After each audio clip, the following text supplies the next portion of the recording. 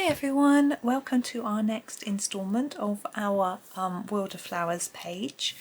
We have a very cute little plant to do today. Again, it's in a little container with a handle, like a little cup, which I think is really cute. Right, we are going to start, we're going to do this one quite dark actually. I decided I would start with the dark indigo on the cup and just see what happens. I'm thinking we'll just do this sort of brim part in this dark colour, and as I've done with the others, more layers here, so I'm just colouring over and over near the edge and then doing it less as we go towards the middle, and we'll continue that way on both sides. I'm just maybe I'll do the handle this colour too. I think we'll do that. I'm trying to fade it a bit towards the top.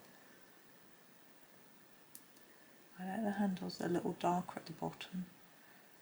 There we go, it's quite a small space there, isn't it? Okay, let's grab another colour.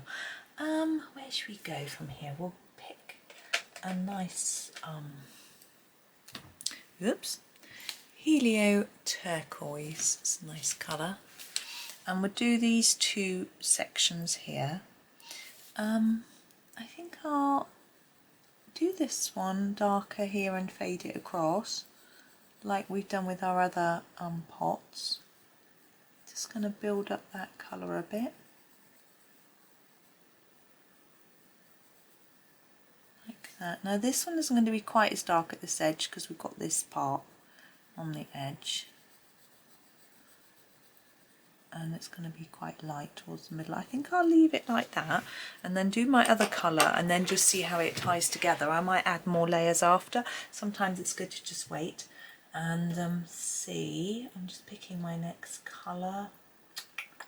I think we'll go for something fairly light. We'll go for the light phthalo blue. Sorry, can you see that? There we go. And so this one needs to be quite light as it's near the middle. The middle of the pot's about here, so I want this side to be a little bit darker, like that. And then this side needs to be quite dark, so more layers. I'm just going to sit back and look. Yeah, I think that's okay. I might just go back in, with the Helio Turquoise, just fiddle around with this bit a little bit, just a bit darker here, a little bit more into there. That's it really. Now I could do some shadowing under this to make this look like it's got a texture to it like we did on this one, but I think I'll leave this one. You could do that, there's nothing wrong with it, but I think I'm going to do it on this one. So I thought maybe if I leave this one plain as if it's just a printed pattern, it might just look a bit different. So that's, you know, we don't want them all looking too much the same, is my thought. So I said, as I said in my last video, I think these are leaves. Now I've got an idea of how to colour this ivy in for tomorrow's video. So I'm going to make these look a little bit different so they don't, you know, so it doesn't all look the same. So I'm going to go in with quite a browny green, if that makes sense. This is the earth green yellowish, as far as I'm aware. Hang on, I thought that was the earth green yellowish. It is. No, this isn't the earth green yellowish. This is 173. I'm not sure of the name. I haven't got my my booklet with me to tell me what the name is. I will have a look in a minute for you. So I'm going to fade that towards the tip, like that, and you can see how it is. I think it's a browny green rather than yellowish. I'm just going to pause the video and go and find out the name for you. Right, it is the olive green yellowish. So there we go. So I like it a lot actually, but I want the tips to just be slightly greenier. Now I could use the May green, but I think it would be a bit too dark still. I'm tempted to try this. I've never tried this before, so let's try it. This is the light green, so I think it's going to really brighten it. See if it works and see if you like this combination of greens. If you don't use the May green, it's more in tone with the olive colours, but I just wanted it to look a bit more vibrant, or else I think it's going to get lost because it's quite small. Yeah, I'm happy with that, but you know, you decide. And when you do your picture, you don't have to do it exactly. So we're going to do the snail as promised. I just need to move the book along. There he is. Now, snails, I always think about, now what colour is a real snail? Now the bodies are often a sort of browny grey colour, aren't they? And then the shells can be all sorts of colours. But I don't want to have a huge colour palette on this page. You know, we're doing blue pots, pink flowers, green leaves. So I'm thinking we've got browns. So I think I'm going to do his shell in browns. But I think I will do his body in grey. I think it will work. I'm just going to move my pencils a little bit so I can access my greys. Sorry about that clatter. And I'm going to use a browny grey. I think he could be quite dark. So I'm thinking a warm grey 5 might work quite nicely. I'm going to do a little layer. I'm just doing his body at the minute. We'll tackle the shell in a bit. So just a light layer. It is quite a dark colour. And then think about where he might be darker. Now he's crawling up the side, but I think he would have more shadow here where he's near to the what's it called, shelf, but also under his shell there'll be some shadow just around the edge of his body really. So I'm just going over that with a few more layers, but I still want this inside bit to be coloured in. It's really pale. So what I'm going to do is grab the oh gosh, my stomach warm grey too, to do this sort of central bit, and it would darken it just a bit so it would still look lighter, but it won't look like paper, you know, the paper colour. There we go. So there is his body. Now the shell, I'm going to try a little try and do a little bit of light and shade on it. It's quite small. So I'm going to start with my lightest colour, which is going to be the Nougat. Okay, and I'm going to do a gentle layer across the whole shell. It's interesting, my husband's starting to learn how to mix colours. When he does his watercolour, he will tend to just use the colour straight out of the pots rather than mixing up his own colours.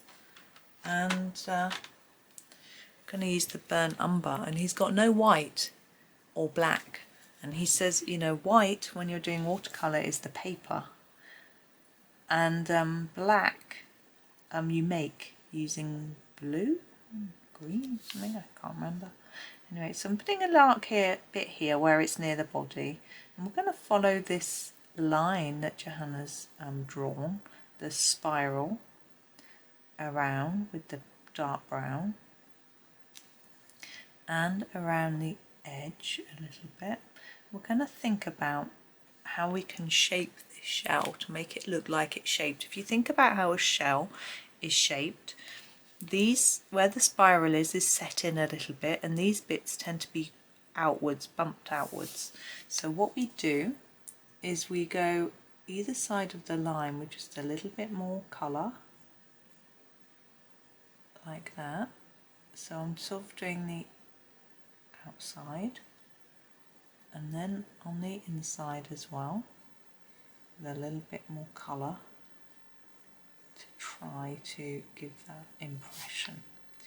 I'm going to just add a bit more in places where I think it's slightly lacking, and hopefully we can get a slightly 3D effect. It's quite difficult to get in this teeny space, but I'm trying to make it darker on the outside here and on this bit, and just bring that in a little, so we've got what looks like a little bit that's paler that could look like it's standing out. I'm going to try and do that on all of it. Some bits are very narrow, but you could just colour it in a flat brown. Gosh, I'm thinking about doing this curve. It reminds me of what are they called? Chelsea buns. You might not know what they are. It's a type of cake that's curled round like this. My stomach's rumbling again. Obviously thinks, cake. Now, a friend of mine sent me a picture that she'd done of a snail, and she'd done something really clever.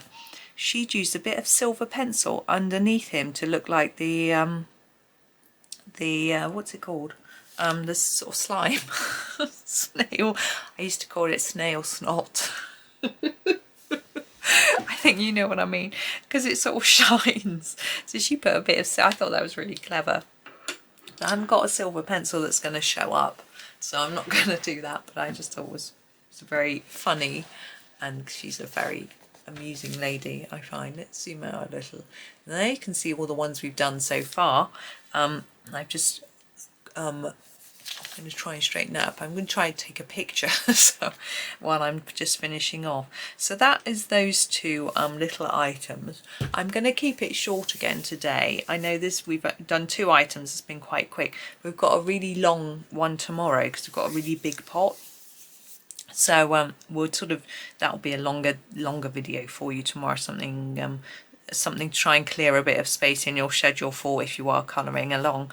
But I hope that was okay. I had fun with those 2 smaller items, and there are other smaller items later which we might combine a few together or whatever. I'll have a think.